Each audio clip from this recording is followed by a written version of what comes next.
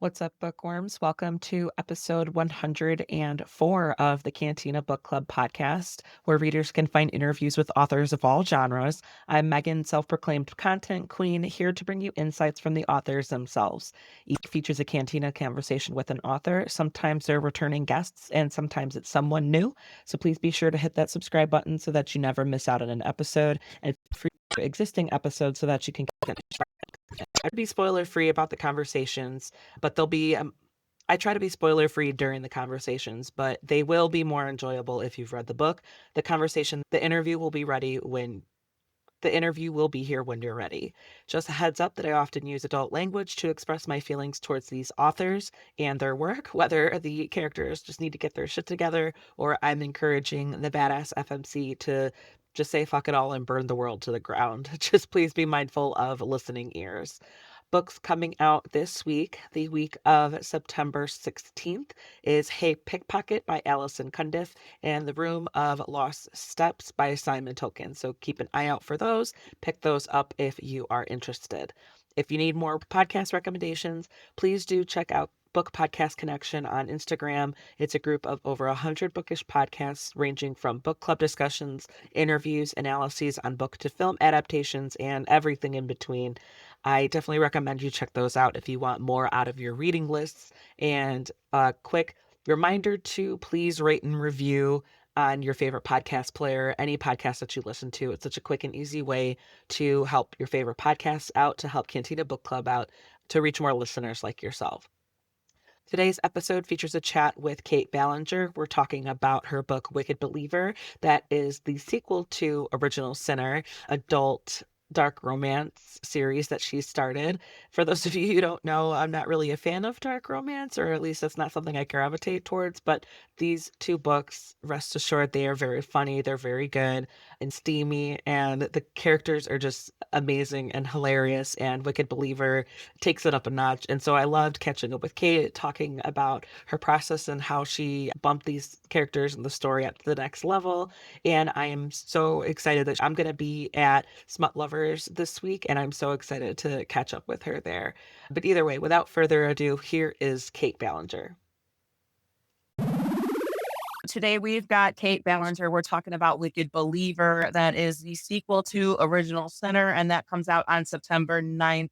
Kait, welcome back. I was so excited. We were like messaging back and forth because the book two is sexier and funnier and a little bit more suspenseful. I loved everything you did with it. I'm excited to talk more about it today. Oh, thanks so much for having me. And I'm super excited to have this chat too. This is the first time I'm like actually talking with someone about book two. So this will be fun.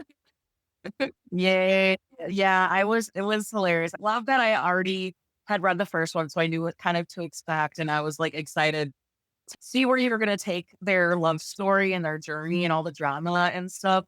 And we'll get into it. But book two, Lucifer was giving me life. He was fucking hilarious. You really stepped more into your comfort level and your element and really let yourself have fun with this one. It was so fun. I loved it. I loved you putting Lucifer through it. I love that. Yeah, he definitely has some moments in book two, like for sure.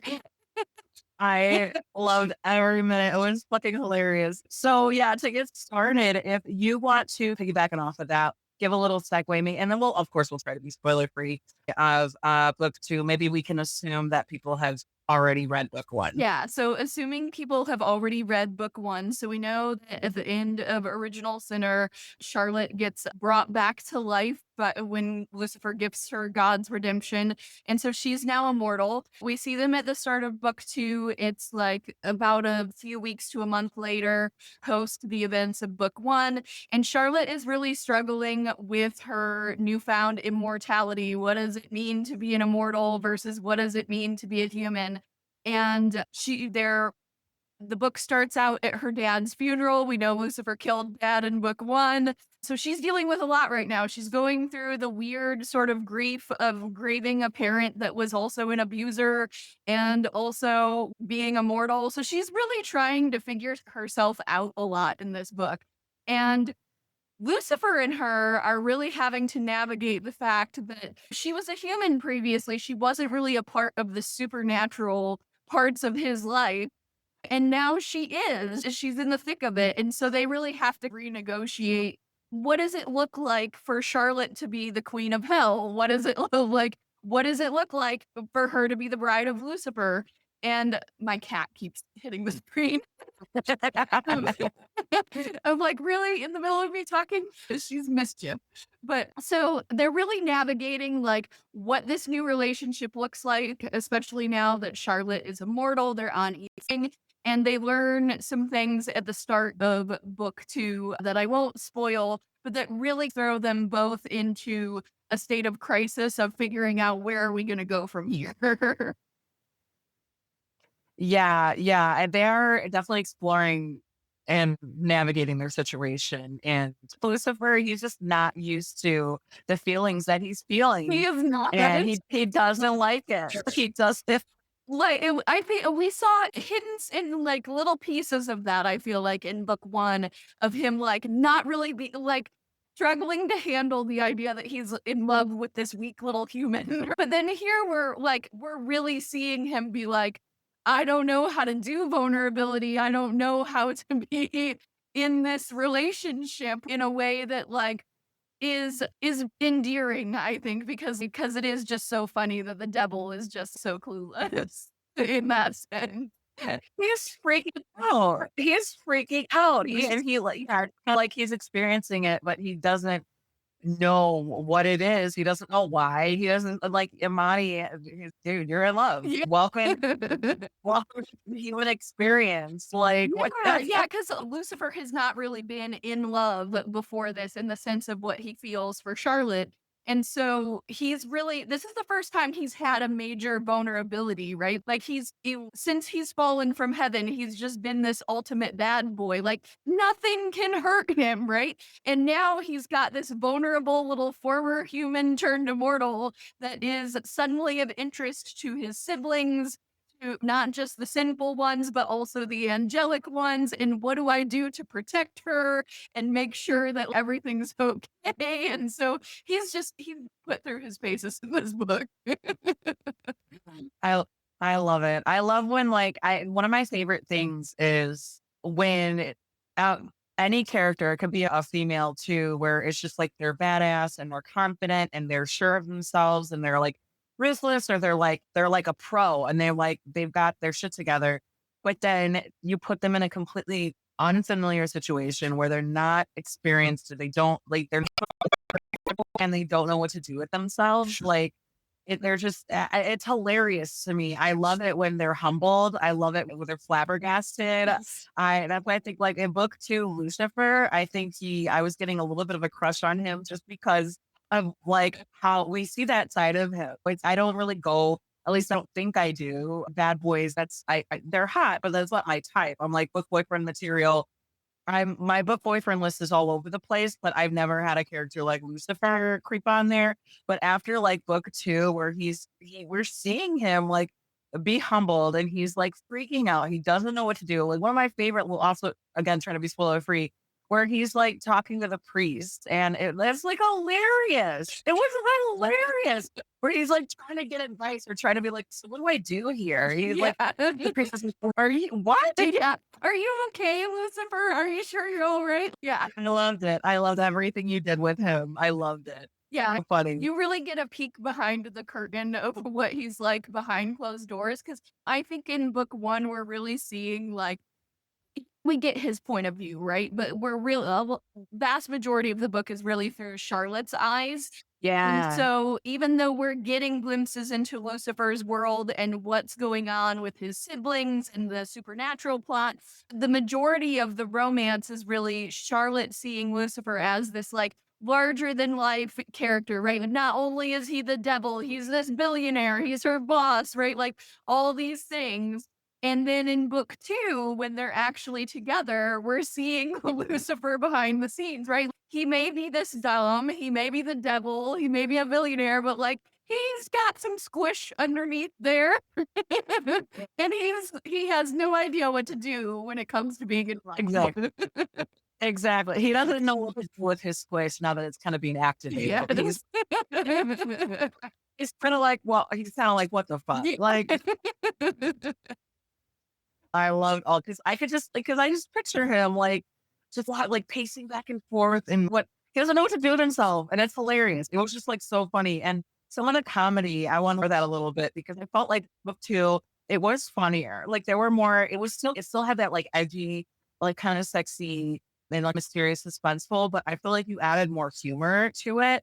And I want to explore that because not just with like him, but like his interactions with his siblings and then adding we'll probably hop around a little bit, but like with character growth also through Charlotte, she has some funny moments too, because like just her inner monologue is like what she because she's coming into her own, she's a little more confident, a little more snarky. Like, she doesn't let the word vomit come out, but like her inner monologue was like it was funny too. And then we get some new POV. So I don't know if you want to like still on that as well, but I found the other new characters that we're getting to know, I love their inner monologue as well. It was just so funny. So I'm gonna explore like how like your process was, if it was challenging for you, just how you branched out with those elements. Yeah, I do think book 2 was a challenge, but in kind of a fun way because so before prior to writing Original Sinner, I've always written standalone romances. So we'll have a couple like interconnected standalones is what it's called. So like we'll have a couple in book 1 and then we switch to another couple in book 2.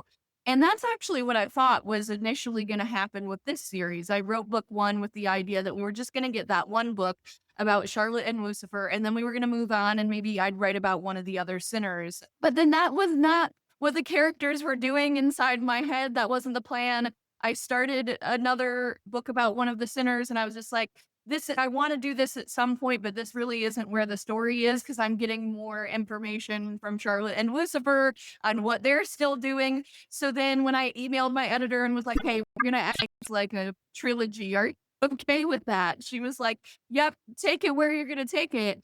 And so this was really my first occasion where I've actually written a sequel with characters that I've Okay. written about, with characters that I've already written about previously. Right. Like I've written multi-book series before, but it's always been different characters for each book. So it was really fun for me to get to explore different facets of their character because they can't just stay in the same and be the same people they are in book 1. Particularly because, like, with the dynamic that Charlotte and Lucifer have set up, right? He has so much more power over her than she has over him. And there's a fun, dark romance element to that, of course.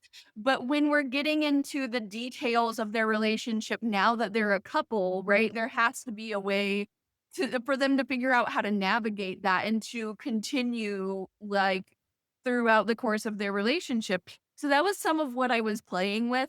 As far as the humor, I think it was just like I am very much a discovery writer, so I just let stuff come up as it comes up. So like that was all the characters. It wasn't like an intentional, oh, I want this to be funnier than book 1. I think it was just some of my like imagination and like my ADHD energy coming out in the book.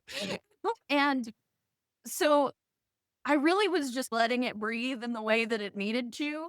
And it the characters really took over and did their thing, and then when I got to the end of writing and I was just like, "Wow, okay, so this is where we're going with this, let's go." It feels like I'm just along on the journny with them. There were some elements that were definitely intentional. The addition of the 3rd character, which we will keep, I guess, free for now, but I will say that, like, for readers who are like, "A 3rd character? What are you talking about?" We're going in a why choose direction. I did write that in my notes. I was like, what?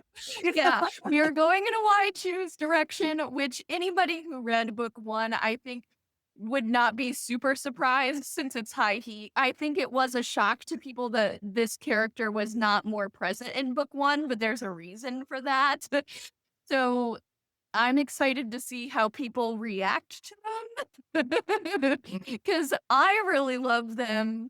And especially now, like currently, I'm working on book 3 and I'm at like the last 5% of book 3. So the series is almost complete at this point. And I hope y'all love this character because they're going to steal your heart.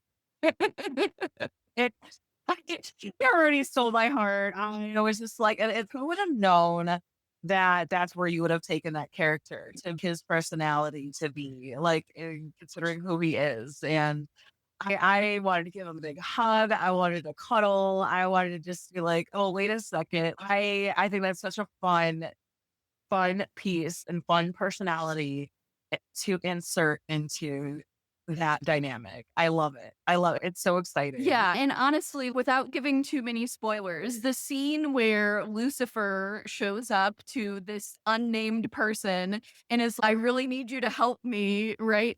Was around the time I realized that that character was going to be coming into the dynamic. And when I realized his and Lucifer's background, I was like, how did I not see this from the start? How did I not know? It's like the Charlotte out was like, wait a second. Yes. Try to like subtly fish for it. And it was just like that was like one thing I loved about her because she was becoming like a little more bold and a little more brave and a little more sure of herself. Yeah. And just her character growth was, I feel like it was so authentic because of course she's still gonna have self-doubt. Of course, she's still gonna have second thoughts or just a little at war with herself and about her choices and maybe what's expected of her versus how if there were no if there were no expectations of her, how would she handle this? But now she's got to take those expectations into consideration. And also, it's just we see throughout book two how it changes. But that was like one of the dynamics, one of the situations, like that whole mystery between their past together. And I just because she is a little insecure, but with this, she's not mad about it. I'm not feeling this. She's like, Like, I'm what's really going not on there? upset about I thought I would be, like Yeah, exactly. And it was really funny because like she was like, why even when she was first noticing this character and it was clearly she was attracted to him and she was very drawn to him and she was like, wait, what? Wait a minute. Like yes. and even then it's just that's like you cluing us in, oh, okay. And then like she finds out, oh, like Yeah. wait, oh, maybe there's a way that we choose. Like What? Maybe I can have both of these wicked people, right? Yeah. yes. It was like my notes became like so unhinged, and I was like, all caps, so and so is hot. So and so is hot. This is hot. Like a friend of mine, when I was like, I don't know, because I was authors complain to other authors, and I was like, I was in the middle of writing book three, and I was like, why did I decide to do a why choose romance in the middle of the third book in a romantasy series that I'm tying up all the plot lines? It's a lot to keep track of. And she was like, because you wanted to keep us fed, right? Like you knew that we needed this Yeah. like to spice things up. Like I was like, yeah, true. Yep, yep. And you like you said, like that sometimes the characters they just are doing things and that's where they take you and you're just there and it's the vessel to put their story into words. And Yeah. and you're not alone. I hear that really commonly from authors who they're like, you know what? This person wouldn't leave me alone, or this person was just like, this character's story was bugging me. I couldn't get it out of their head. This person turned into a dog owner. It was like Yeah. I never planned it, but now they own a dog because that's just what the character wanted. And Yeah. I love that. That's such a fun, interesting process. But it's so common where you're just like, no, this is just how it happened. You're crushing your hand. You're like, it wasn't me. Like it was. Yep. I'm like, if you don't like it, you gotta take it up with Charlotte and Lucifer at this point. I'm like, this Yep. is where it went. Like, this is very much Yeah. where the characters lead for sure. Cause especially like Charlotte, I usually have a little bit more of a handle on what's going on with her. But Lucifer, even in book one, I was like, three-quarters of the way through the book before I figured out what he was doing. I was like, "Oh, you devious asshole." Like, he pulls one over on me in that way as a character. Like, I have gasp moments where I'm like, "That's what you've been doing?" And so it's very much a Like product. true to form. And you wouldn't care either if you or anybody who would be like, excuse me, what's up with this? And he'd be like, and what? Exactly, like, I am just my own person. He is definitely his own entity. I think I can't remember if I've ever like I probably have read books before where the devil was a character, but I feel like from what I can remember, I would not have expected this, but I love it. I love everything you did with him and or what he did with himself, how he emerged in your brain, how he decided the story was gonna go. I love it. I was like, it's like even like little small moments where it's like I could almost see it like a movie or TV show unloading where he's like down meeting someone in the subway and he like notices a rat who like hisses at him or like whatever. Yes. And he's just, yeah, I Roars just, back at yeah, it. yeah. He just rolls his eyes and he's like, what little thing? And then he goes, and it was like, I love that because I could totally see it. Like, yeah, he's rolling his eyes, like, okay, little one, Yeah, like, he's, whatever, like, so you know? petty. He's so petty. Like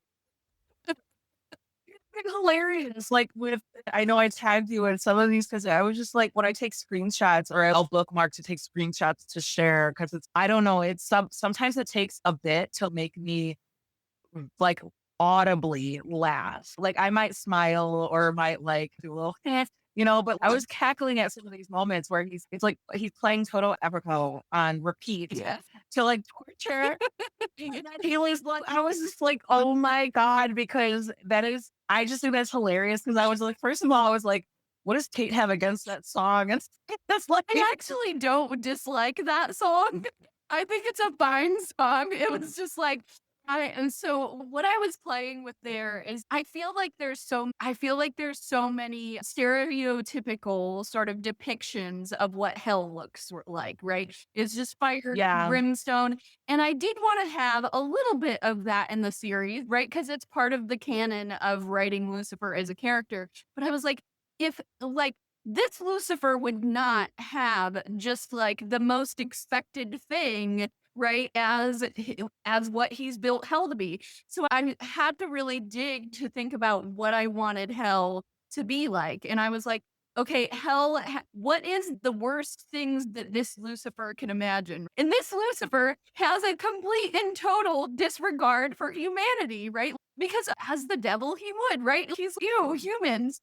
I'm like, the worst yeah. thing he could think of would be like these nasty human places that have just been abandoned or left behind, right? So when I had that scene in my head of hell, and I'm like, okay, hell is this like old abandoned like mall, right? I'm like, what would be playing or what music? And I was like, it'd be something dated because it would be like to give almost I don't want to say horror vibe, but like adjacent to if anybody is familiar with the term liminal spaces, like that was what I was going for there. And I was like, yeah, these old like abandoned yucky places that like you just don't want to be anymore, right? And they're dated. I was like, that's what hell would be like. It's so funny. It was so funny because yeah, he just sees it as it's just something to be said about the abandoned like hub for consumerism, right? And it's just and he thinks, no, this is one of the worst places that on earth. And it's just also reminds me of another thing because he's like, he's got a certain standard for himself. And when it was one of the funniest things when Charlotte was like, "Are you wearing sweatpants?" Yeah, exactly. You're right. Like he wants the cream of the crop for everything, right? He's very much like embodies that I am Lucifer, so therefore I'm pride. Like I'm gonna have the best of everything. So anything beneath that, he's no. I love because but even though he's like icky about humans, he still exhibits human traits, and I Yes. think I love it. It's hilarious. It's hilarious to me because it's like you could almost do anything you want with Lucifer as a character, and like play around and stay faithful to the preconceived notions or maybe the lore or the history that humanity agrees on.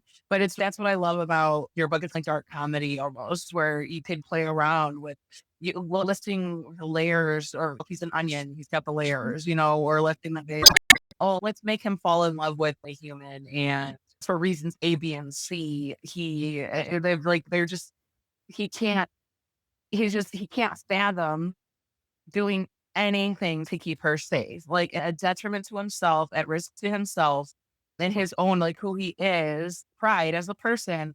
And he's at no task or risk is too much for as long as Charlotte's safe. And And I love that he's just, what the fuck is she doing to me? Who am I? Yeah. What is like Like, we love a good, like, bad boy, like, badass hero, but, like, underneath, I wanna see them be like, "Ugh, I'm pining over someone, and I fucking hate this." I know, and I want to play around with that because I guess so. I think we talked about this last time with the research for like the dom sub dynamic, some of those kinks or like taboo, whatever Yeah. kind of things that people are into, lifestyles. And I remember like some of one of my notes, I was like, a Tiffany Tyler, Tiffany's like, It exists. It does exist, I promise.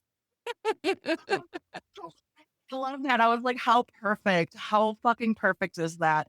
But so I kind of want to, I think we talked about maybe your research into it or how familiar you were with it, but like that whole lifestyle, because it does, I kind of want to explore because he brings like real relationships and people who do feel strongly with one another for one another and who are deeply in love. Yes, they can absolutely have that kind of 24/7 dynamic. Yeah. But I kind of want to explore like your process and how you were navigating someone that dom sub dynamic mixed with that growing relationship and those growing feelings and that unfamiliar territory and how they're navigating because Charlotte's becoming her own person and she's in love.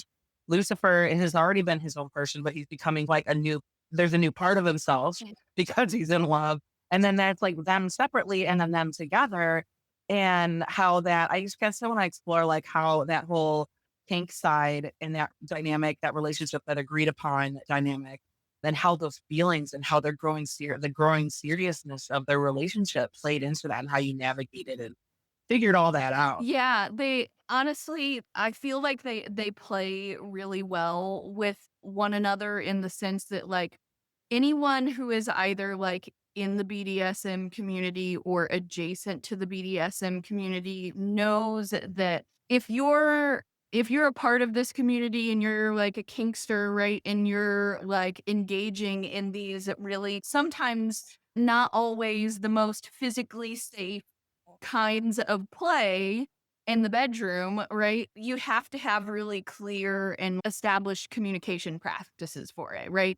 And I think that I actually heard a content creator say this the other day. This was a BDSM content creator because I follow a lot of creators in this space. I have a lot of friends who are in that community. So, like, I've been doing a lot of the research that I need to make sure that I'm giving as much of an accurate representation as I can, with the added caveat that this is romance and it is dark romance at that. And like, it's fantasy, right? So, there is a disclaimer in the book that this is not an accurate representation of the BDSM community, but I really the BDSM is like the emotional Olympics. You have to really have a handle on the emotional dynamics of your relationship for you to not be hurting yourself if you are playing and engaging in these really intense dynamics. And with Charlotte and Lucifer, I think that the BDSM element of their relationship almost puts like a buffer on the dark romance elements of their relationship, right? Because they're having to navigate these elements of what are we consenting to? What are we not consenting to? What does it mean to wear the collar full time? So, just to get a little bit more into that element of the book, we talked about how Charlotte is immortal at the start of book two, and she's really navigating what it means to be immortal. But when she also puts Lucifer's collar on and she is now his full time sub, she's navigating what does it mean to be his sub full time. Is this something that I want? Is it something that I don't want? And it really played well with kind of her healing journey because like you were saying she had a lot of trauma in book 1 and she was overcoming this, and I didn't want her character to just be magically healed at the start of book 2. I don't think that's realistic. It's not realistic to my own experience of healing from trauma, and so I wasn't gonna write it into the book, right? Like, I didn't want it to be like, I magically find this amazing man and my trauma disappears. That's not a story that you're ever going to read from me. So, because it's just not realistic.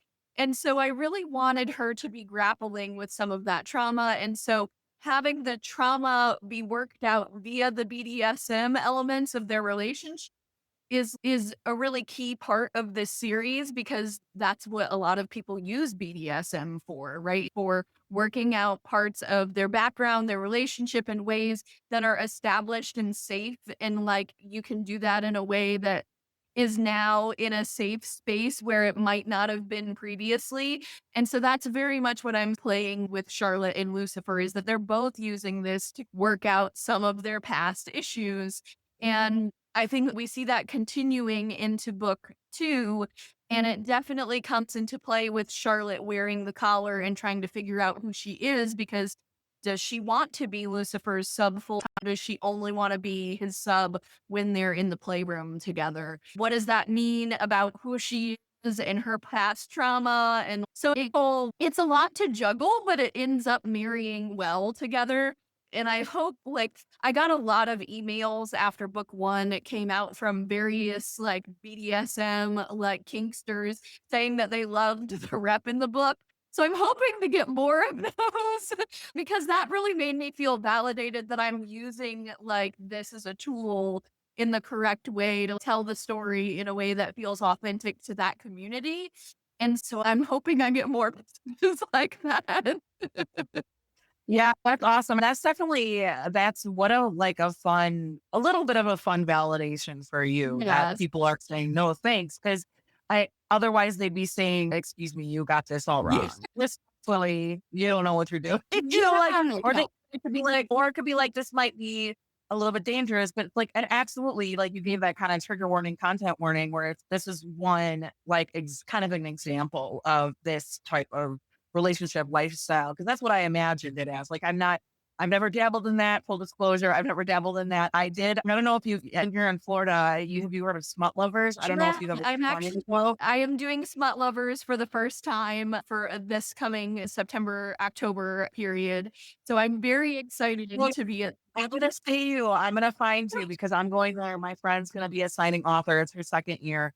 I went with her last year, and she was like, because she knows like dark romance. It's not. I'm not drawn to it, but she does dark romance. She writes. She self published. She writes it. So she asked me to beta read for her proofread and stuff like that. So I'm like, I'm that's pretty much other than stuff like yours, if I'm kind of like tiptoeing into it, or I'm like, I like with you, I was pleasantly surprised with Original Sinner because I can handle it. It wasn't like totally out there. And I think we talked about it last time where it was like, it's yeah, like dark and it's like triggering, but it wasn't that bad. It was like, it wasn't like, I guess I Yeah. wasn't like preparing myself for something up here when you're a little bit, you're like a little down here, you trickle it in. Yeah. And then this one, because I already knew what to expect, I was prepared for it. And so with her, she was like my little introduction to dark romance. And so now, but once I understood where she was like going with it, then I was like, okay, now I know what to expect kind of thing. So now I'm like, I feel like I've got a good handle on what to expect in general of that subgenre.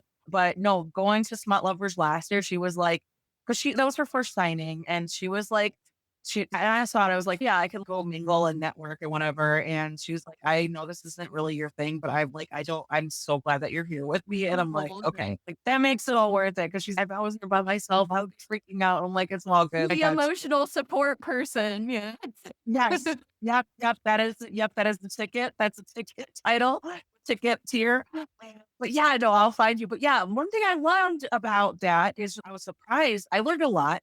I learned a lot about that subgenre, about that community, but every panel and everything that how it was presented in general, it was just like really educational and professional. It wasn't like people weren't like, oh, giggling. People weren't Yeah. like, ew, like what? People were just like, no, this is treating it like any other workshop or treating Yes. it like any other thing where it's just like you're listening to something. And then there was like, yeah, Moxie Rose, I think I don't, you probably follow her creator where she does some of that stuff. And it was like, it was fun to see some of these people who are like, they do it not just for, they don't present the education for the work, for the kink part, but they do it as like literally to educate, to make you informed, to clarify any Mhm.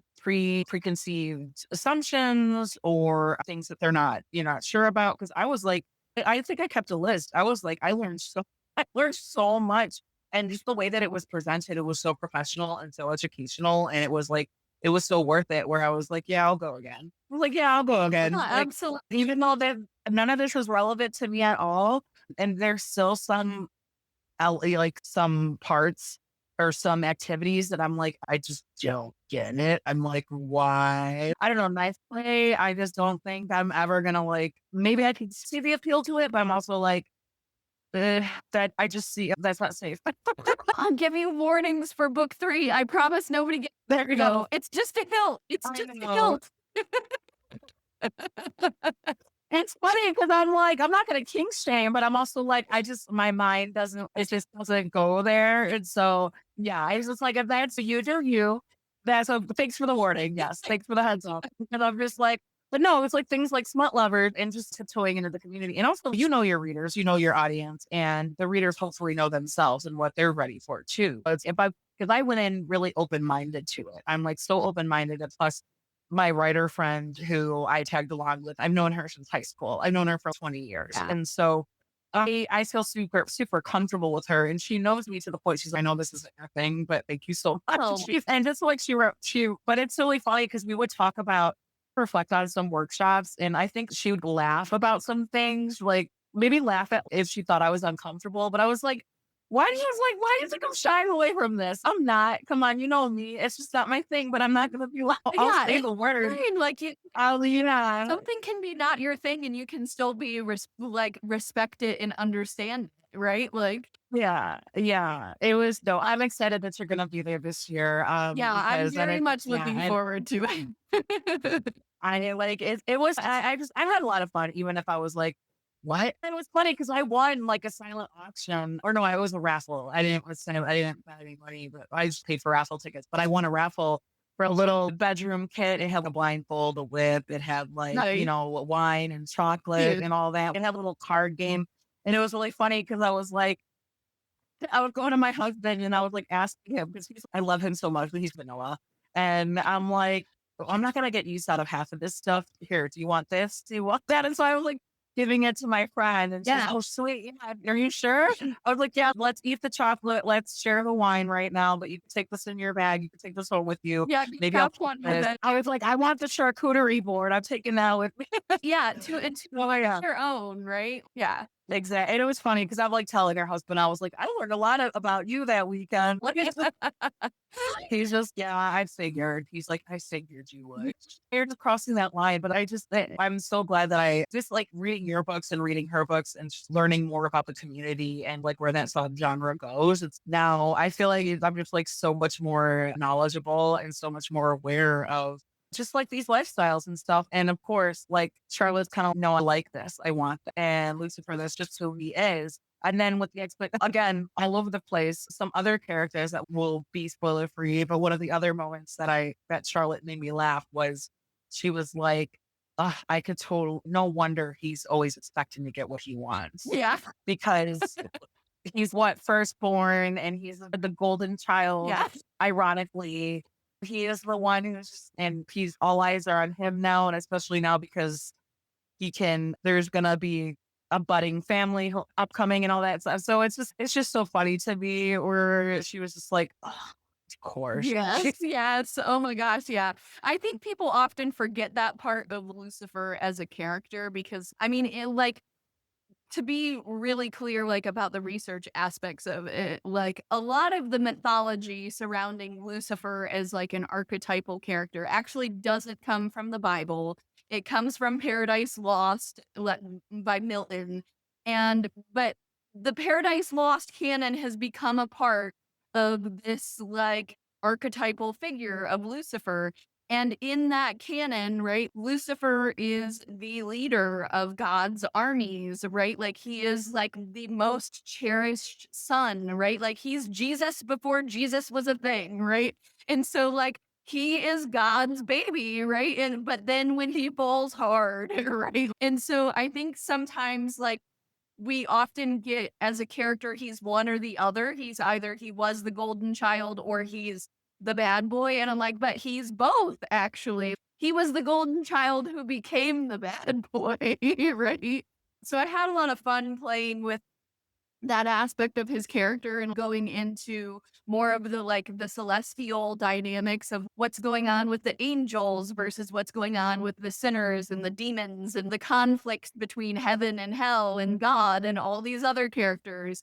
And I think that really opened up like the world building of the series in a fun way. So I'm hoping readers enjoy that aspect because I feel like in book one, it feels very contemporary, despite that the character is Lucifer, until the second half of the book when things really open. But like the world of Charlotte and Lucifer and the supernatural elements of this world are just blown wide open in Wicked Believer.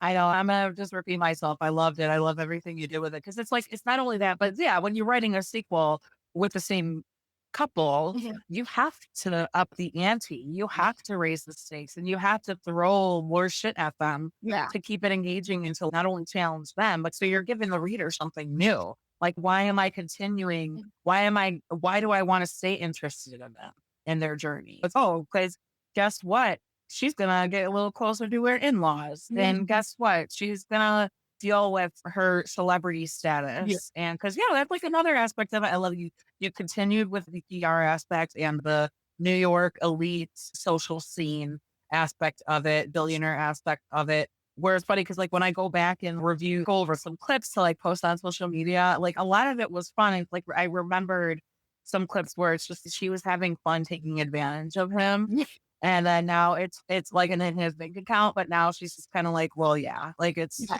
Just a like thing now like she's yeah. yeah, yeah, she definitely like in book 1, Charlotte was very much amused with Lucifer's like being a billionaire, the amount of money he had. She was very enamored with all the wealth, but now she's becoming a little bit more accustomed to it. This is just a part of the world that she now finds herself in. Lucifer's bank account is now her bank account, basically. And so, like, she's navigating that and figuring that out. And I really like there's meant to be a parallel there, right? Between like their immortality and being these big celestial power players and money as a means of power and what that all means. And so I hope readers like where I took that. It was a fun way. Yeah, I was there was just a point where I was like, "Where's she gonna go with this?" But that's the fun of it. That's like by design. When it if Lucifer is just true to form and Charlotte's he's true to form, but like navigating the situation. And she's going through some growth and but it's also fun to see. Because it's just I joke about this with other authors where I'm like, I feel like I would be such a boring character because I wouldn't be like, "Yeah, okay," or just going with it. I wouldn't, like, insist on marching up to anything or, like, proving I think it would just take longer for me to have that desire to put my big girl panties on and prove people wrong. It would Yeah. just take me a little bit longer, but that's part of author's agency where you can have fun with it and you can live a little vicariously. Just be like, Yes. what would this person who grew up this way and there's moments that you can relate to as well Yeah. because it comes from somewhere. But yeah, where you could be like, okay, how would this go? And then how would they respond to this? And then how would they respond to this? And then where would that lead to? So I tell you had like more fun and really, I think a lot of it made sense where you took it and what you put them through and where you took it. And it was just like, and yeah, like continuing the glitz and the glamour, but also just but like you're introducing also the readers to different locations too. Like we're seeing a little bit more into because yeah, like you said, we're getting more of Lucifer's POV, which I loved. And then so we get to see more like behind the scenes and where he's going and what he's doing. Like we hate Canada. Yeah, I love it.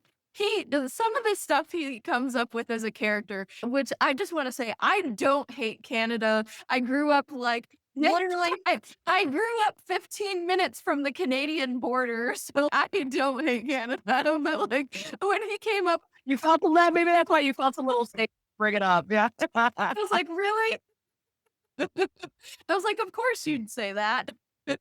Like, I love it. I love it because it's just even he's a character, but I'm like, does he know how hilarious he is? I feel like if I was just a fly on the wall or like his assistant, I don't know at what point. Maybe I'd be like Amani, where I'd be like over it. I'd be like, dude, get a grip. Get a grip. Hey, open your eyes. You're in love, fool. It's like, we're just like, I wouldn't be phased and I would just be like laughing my ass off, maybe like because I'm like, no, I'm not going to laugh in his presence at his frustration because he's not, that's not going to be fun for Yeah. anybody.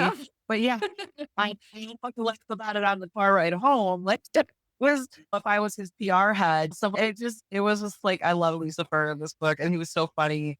And just, yeah, like it was really cool to see more of his POV and more of his side of it and more. I don't know if that fell into you listening to him and where he was taking you, or if that was maybe intentional where you knew, oh, I think I'm gonna throw more of him in here. It was it was somewhat intentional because there was he's present on the page in book one, right? Like we get his point of view, but his point of view in book one, I think, really serves to drive just the supernatural, like plot elements forward. And we're getting just enough of him that we get a vague idea of what's going on in his world, but not enough that we're really seeing behind the scenes. And I knew going into this book that we really needed to see behind the scenes in this one. So we were going to be getting a lot more of his POV, but also I think it's added to by the fact that Charlotte is seeing behind the curtain as well, right? When I was like this is just a nerdy author thing to say, but when I was looking at like breakdowns of their POVs versus like book 1 and book 2, I don't know that word count wise that Lucifer's on the page anymore POV wise in book 2 than he is in book 1. But because we get Charlotte also seeing behind the curtain, it opens up that world so much more.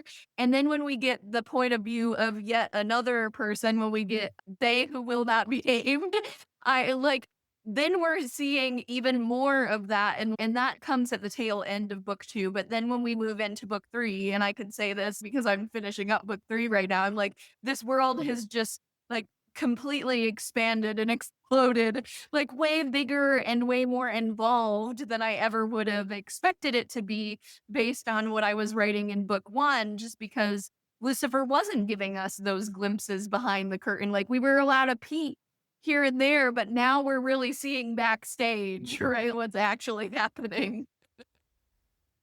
Yeah, and poor Charlotte, because she's like really she's not like demanding it, but she's open to it. She's tiptoeing into it. She's like, when do because she like wants to respect him, but she's also I'm in it. Like Yeah. I'm your partner. I'm your partner now, dude. Yeah. You gotta let me in.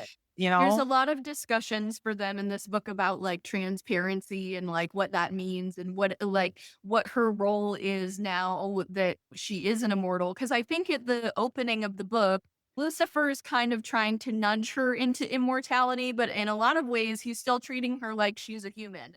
And Charlotte, I think at first is willing to accept that, but then she reaches a crisis point in book 2 where she's, no, you've got to treat me like an immortal. I've got to be able to make my own power plays and do my own thing. And Yeah. she's really coming into her own. And it was interesting because going into the edits for book 2, I think like I have 2 editors, and one of them was like, I really wanted her to be like running into battle and like fighting the bad guys at the start of book 2. And I said, that wouldn't have made any sense for her character, like where she was at the end of book 1. Book 2 is really like her growth period, right? Like she's figuring out how to be an immortal. She's figuring out how to be a celebrity, right? Like she's figuring out so many things about herself. And this is also the first time that she's really living free of her abuse and abuser. Like, so she's got so much background going on that is just, she's really trying to figure herself out in a major way in this book. And that's a big part of her journey. While meanwhile, Lucifer is trying to figure out what does it mean to be in love?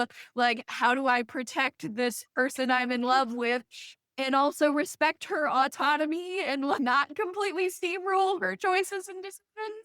So anybody who's been married for any length of time will know you have like that honeymoon period at the beginning, and then you have a period of struggle where you've got to figure out like your past hurts and how you move forward together as a couple. And I feel like that's where Lucifer and Charlotte are at in book 2, is they're really figuring out how are we going to thrive together rather than as separate individuals.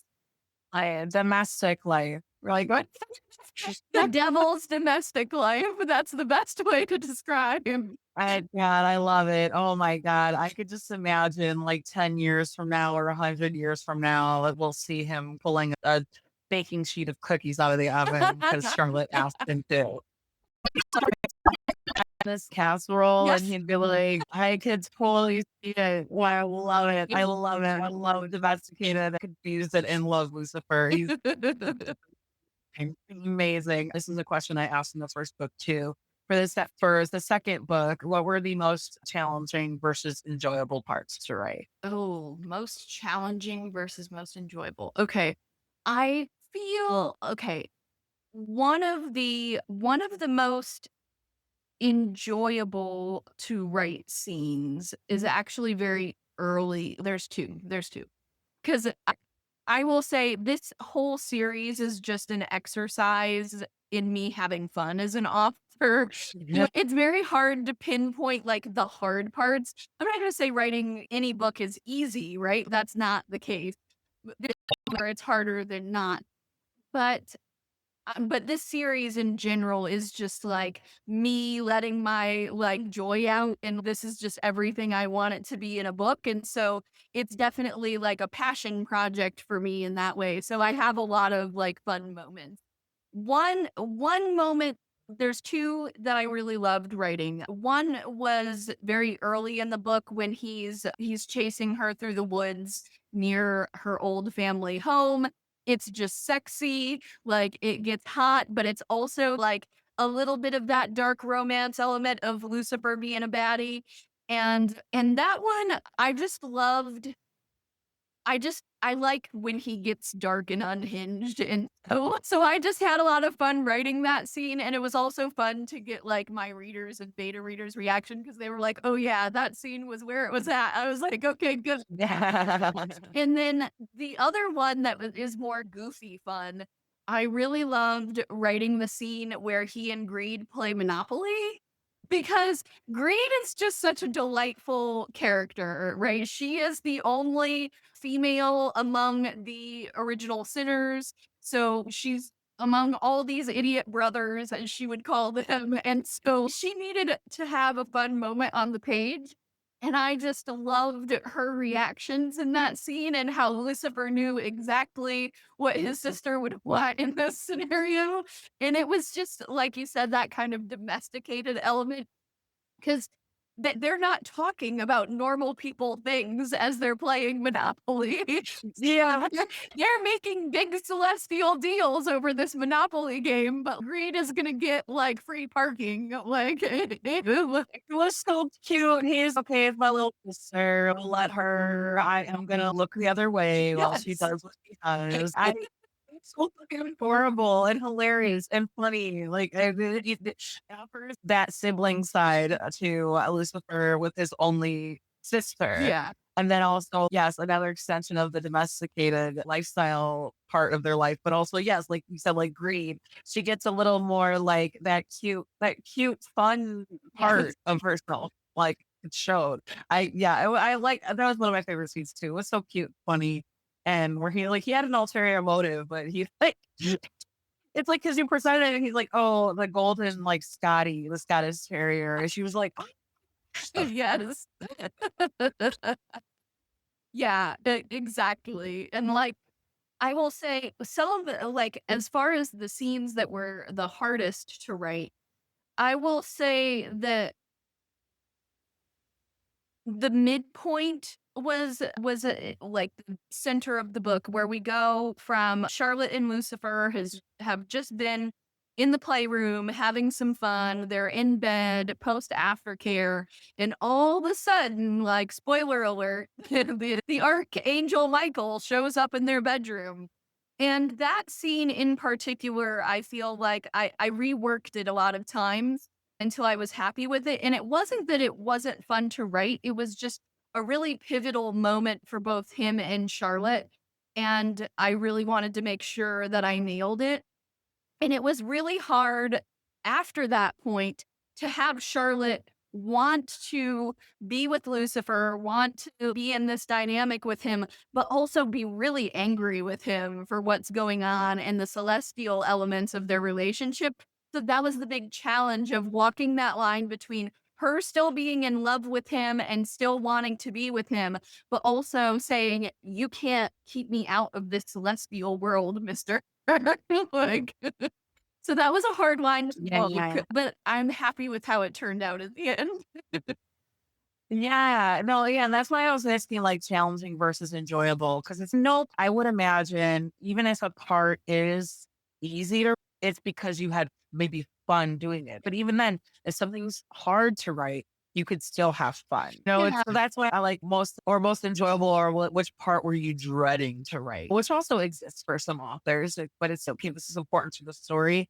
I'm just not looking forward to having to go through this right now. But I love, yeah, I love because I during that scene, like Charlotte's a better woman than I because she showed that was like a good moment to show her learning and choosing her battles. Mhm. Like I give her slash you all like the kudos, all the credit because she was pissed and she was about to like she was like, oh hell no. And like I'm like, I was like, yes, leave. Go just go and teach them this is not acceptable. Yeah. But then she's, oh, like, she's like present company. And she was like, this is like, we can deal with this. We can have this discussion later. Yeah. And she knew because she also has to contend with the fact she's newly immortal, right? Like she's newly immortal. She hasn't been immortal for a month at this point, right? So like Yeah. she versus everybody else in this world that she's now part of, everybody else has been around the block more than once. They've not their first rodeo by far. And so it's her kind of learning that and also maybe trying to play by their rules and trying to read the room. Yeah. And even though she's like understandably and rightfully confused and pissed and what she's like, where, what, I don't even know where to go from here. She's, Yes. you Yeah. know, and exactly. And I think she very much has the tendency to want to run in guns blazing and be like, I know how to fix this. But yeah, she does have to check herself and be like, I am very new to this. I don't know all the dynamics of being an immortal. That's part of what she's figuring out, like, as she comes into her own a little bit more in book three. But even then, like, I'll say, having been working on that one, she's more even footing, right? She knows how to be an immortal now, but at the same time, she doesn't have all the experience that Lucifer and his siblings have, right? They've been in immortals for all this eternity. So she's really the underdog here, no matter how you look at it. But she's going to find a way to stand on her own 2 feet and be her own person in the midst of being the underdog.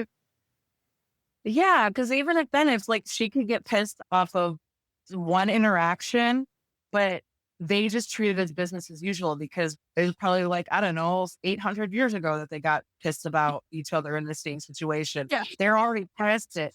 They already reached past that point of where that situation will go. So now it's like they're reacting based on their just like centuries and immortal life relationships and dynamics, Yeah. which is also funny. It brings me about like funny to like the our new POVs where he's when you're immortal, you fooled around with everyone, Yes.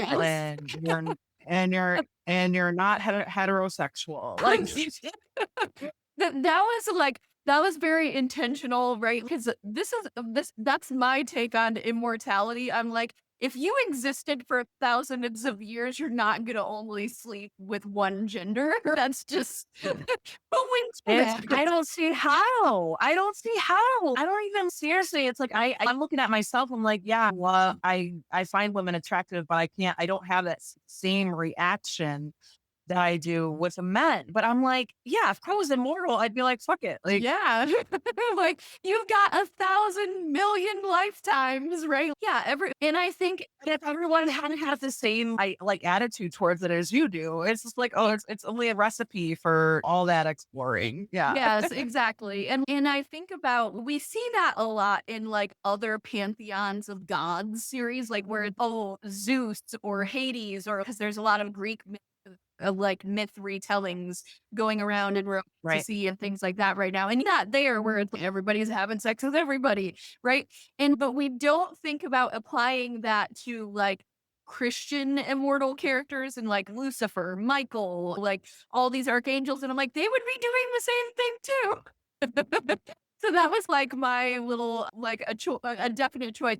But yes, I love that the unnamed character's POV gives us a lot of perspective into the world building and the dynamics in a way that not even Lucifer's POV does, because he almost acts more as like an objective, like explainer of what's going on in this world. And he's, oh yeah, nobody's straight, everybody's fucking everybody. That's the way it works. I mean, yeah, it really was. I loved his commentary. I loved his inner monologue. And he was just so funny because he's so mysterious, but then he's a little like he's sweet and considerate. But then it's also, you get his inner monologue and you're like, oh, like there's so much under the surface. He's like ugly duckling, or not ugly duckling, but like a duck underwater, where he's just like, there's so much going on in his brain. I think like he's where he was, one of my favorite moments was, I don't know who came up with the term bull in a china shop, who fucked around and found out to come up with that. But he's like, yeah, I would say Charlotte right now is an accurate description. Yeah, he has this. Oh, I don't want to say the term alien because he's not an alien in that sense, but he has an almost alien quality to like his POV where like Lucifer is very just like turning up his nose at humanity, whereas this other not named character is more like making commentary in the way you would think an immortal or a celestial who's more neutral about humanity would. And yeah, he's definitely a character where it's what's the saying? Still waters run deep, right? Where he tends to be a little bit more quiet and growly. He's not as showy and dramatic as Lucifer. It is just matter of fact. Yeah. Like, Yeah, and because I needed them to be very different and be able to complement one another, but and he definitely has a much more readily available soft side than Lucifer does. Like Lucifer, you have to work to get to the squish, but this other character, he's a softie, but is he? We see some badass moments of him in book three that you're like, oh, okay, maybe I see where you had oh, yay. past history. Oh, I can't wait. But yes, piggybacking off of that, one of my last questions was, with what's safe to share, what can readers expect in book three? Yeah, so this is for readers who have read book two, but what's safe to expect in book three is more fighting of the apocalypse. Why choose elements? Don't worry, there is a sword crossing guarantee. That is happening. And yeah, more sexy BDSM elements, more celestial drama, everything's gonna be upped in the same way it was in book two, just like even higher stakes in book three. Yes, I love it. And so, since you decided to switch to following one couple through three books, are you still maybe thinking about exploring the other original sins and their stories and what that would look like? Yeah, that's definitely the tentative plan. I imagine the other sinners' stories, at least as of current, I imagine them being more like interconnected standalones. So like one about each sinner. Lucifer and Charlotte definitely needed that three-book arc because they were talking to me in that way. But I don't think the other characters have quite the background that needed to be unpacked in the way that Lucifer and Charlotte did. Because Lucifer's the devil. He's not gonna get over his daddy issues in one book. Okay, Kate Ballenger, where can we find you online and on social media? So you can find me at www.kateballenger.com. I'm also on most social media, most frequently Instagram and TikTok. And if you go to my website, you can sign up for my newsletter, and there's plenty of original sinner and wicked believer bonus content. Perfect. Yes, I am also subscribed, and I always like a little hype when I get you in my inbox. Oh, It's all good. I love yeah. it. Yeah, I was like, what she got? What she said?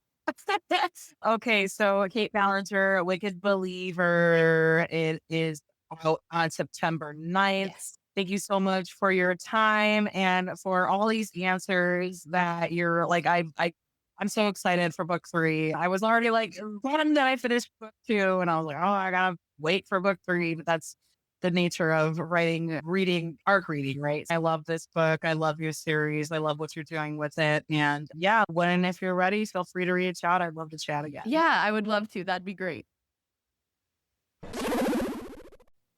And there you go. That was Kait Ballenger talking about her book, Wicked Believer. That book is available now. Check out the show notes where you can find links to purchase the book and where to find Kate online and on social media. Please find Cantina Book Club online and on social media if you need book recommendations. I'm always posting reviews on cantinabookclub.com. And also, if you're following me on social media, you can see the updates as well. And on your favorite podcast player, I'd love if you take a minute to rate and review Cantina Book Club. It just really does help me out so much in reaching more listeners like yourself. And if you do want to help the authors out, one of the easiest ways to do that is to leave them a rating and review on Goodreads or Amazon or wherever you think people are looking for book recommendations and all that good stuff. And as always, thank you so much for listening.